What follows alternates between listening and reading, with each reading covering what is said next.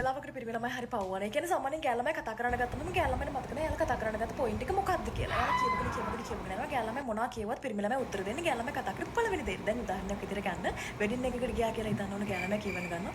බබා මේ මනමාලිකේ අද බලන්න එච්චර හරි නෑ නේද? අනේ බබා මේ මගේ වෙඩින් එකට නම් බබා වෙන විදිහකට අඳින්න ඕනේ ඈ. බබා යාළුවගේ අම්මා දැක්ක දයිෂෝ ඒ මිනිස්සගේ මේකප් එක දැක්කම මම බය වෙනවා. යාළුවගේ තාත්තගේ නම් එච්චර අවුලක් තිබෙන්නේ මල්ලි. තුතර ලස්සට ඇඳලා තිබ්බා. ගෑල්ලමගේ ඉතින් කොහොමද එච්චරනේ තියෙන්නේ බබා මේ කේක් එක අයියෝ කටේ තියන්න බෑ පැන් රසයි බබා. අනේ මේ අර මේ කෑමක පුරාම තිබ්බ අල කෑලි විතරයි බබා හරියට පරිප්පු තිබ්බෙත් නෑ චිකන් කෑලි වල පොඩි ඒ අස බබා මගේ සාරියේ කට්ටක් ගෙලනවා ඔයා දැක්කද බබා ඊට පස්සේ බබා උත්තර දෙන්නේ ගෑල්ලම යහම පළවෙනි දෙයට නිකන් හරි ඒ උත්තරේ වැරදුනොත් මේ මනුස්සයා ගොල්ලෝ කන්න හදනවා අනේ බබා ඔයා මට කියන එක තේරෙන්නේ නැද්ද මට දැන් ආදරේ නෑ තේරෙන්නේ නැතමයි ඔම කතා කරනකොට තිරනමයි පවන්නේ ඇත්තටම අපි හරි පව් මට ඇත්ත කියන්න පොඩ්ඩක්වත් අත දෙන්නේ මේක නෙමේ ඒ අයිනේ ඒ මිනිහෙත් වගේ කතා කරද්දී ලබරා සිස්ට නෑ ඉන්නේ අඩු මෙච්චර මේකෙන් කියවන්න පුළුවන් මං ගෑනුන් හම් දෙක පුකේ ගහන් තමයි ඉඳ වෙන්නේ ගොම්බෝ ඉල්ලෙන්දා ඔල්පෙසු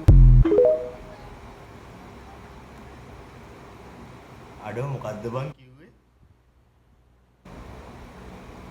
මට පළවෙනි ප්‍රශ්නේ මොකක්ද කියලා වෙලාවකට පිරිමිලමයි හරි පවුවන. ඒ කියන්නේ සාමාන්‍යයෙන් ගෑල්ලමයි කතා කරන්න ගත්තම ගෑල්ලමනේ මතක නැහැ එයාලා කතා කරන්න ගත්ත පොයින්ට් එක මොකක්ද කියලා. එයාලා කියවගෙන යනවා ගෑල්ලමයි මොනවා කියවත් පිරිමිලමයි උත්තර දෙන්නේ ගෑල්ලමයි කතා කරපු පළවෙනි දේ. දැන් උදාහරණයක් විදිහට ගන්න වෙඩින් එකකට ගියා කියලා